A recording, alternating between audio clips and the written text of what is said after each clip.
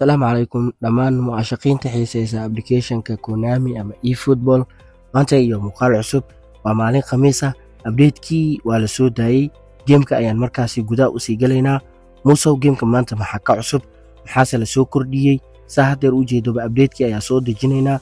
marka intaan muuqaalkeena gudaha u sii galin Musow haddii ay tahay markii ugu horeysay aad soo booqato waxaan ka codsanaa inaad markaasi subscribe soo dhaado si aan u gaarno hadafkeena muuqaalkana like garee u share garee saaxiibadaada si aan u helno saaxiibo wanaagsan sida adigoo kaleeto maanta gameka maxaa ka cusub waa maalin khamiisa maxaa la soo daayay maxaa la bedelay maxaa la qaaday waan isla eegi doonaa Musow soo dhawow waa wareey aye gamekii ugu dambeyn gudaha u sii galnay waa wareey saa hadda halka ugu jeedoba Gabriel Jesus horta waana la siiyay qaybtan kaleetana European-kan ayaa la keenay oo markaasi Rodri u hore gudaha u sii galaynaa waa yahay qaybtan long bonus ayadana waa la soo celiyay waa qaybtan kale Halloween-ka saa ku sheegay Gabriel Jesus ayaa la qaadan doonaa iyo trading-kan waxa kuugu sheegay si sax ayaa markaasi loo keenay gudaha ayaan markaasi u sii galaynaa waa yahay aye maanta gameka uu cimaamadan yahay qaybtan kaleetana waxaa la filayaa championship-ki markaasi xayeysiinta Arsenal waa yahay marka gudaha ayaan markaasi u sii galaynaa gameka maanta maxaa ka cusub qaybtaas oo marka waxa tagaynaa qaybtan kaleeto oo markaasi suuqa special markaasi playerska ayaan aadaynaa special playerska marka gudaha u sii galno waxa arkaysaa markaasi world player of the year playerada sanadkan 2024 ayaa halkan la iskugu keenay oo markaasi u horeeyaan Vinicius Junior markaasi Rodri iyo John Bellingham marka waxa lagu leeyahay 100 koonis ama 900 koonis ayaad markaasi ku furanaysaa 150 qof dhaxdooda ay ku jiraan Rodri oo ku guuleystay Ballon d'Or-ka iyo ciyaartooyadaas kale oo markaasi ugu saameynta badnaa 2024-ka waa yahay ciyaartooydan saa u jeeda saddexdaas ayaa u horeeyo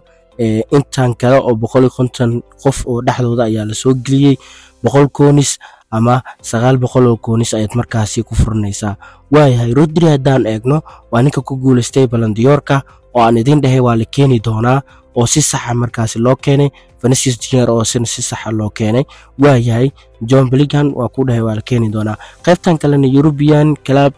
Championship-kan waa ninkan aan ku dhahay Rafinha waa la keeni doonaa ayaa markaasi ku jiro oo Gabriel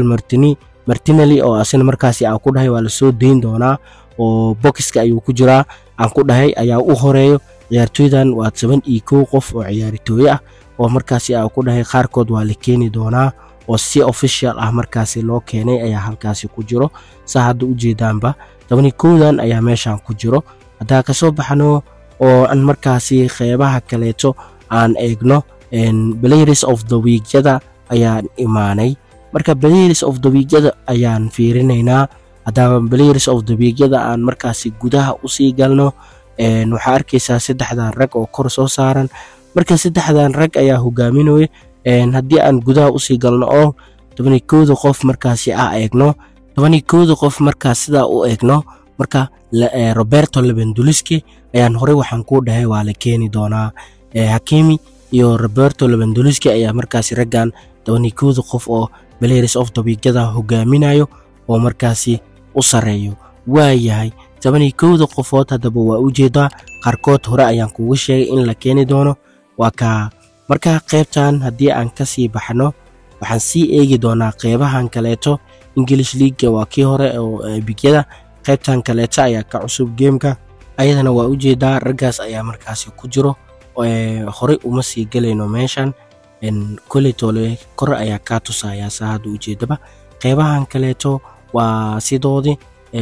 marka waxaan filayaa in qeybahan kaleeto ay markaasi waxyaabo qaar la bedelay qaarna ay sidooda markaasi yihiin Japanese horta sidooda ay u taalaan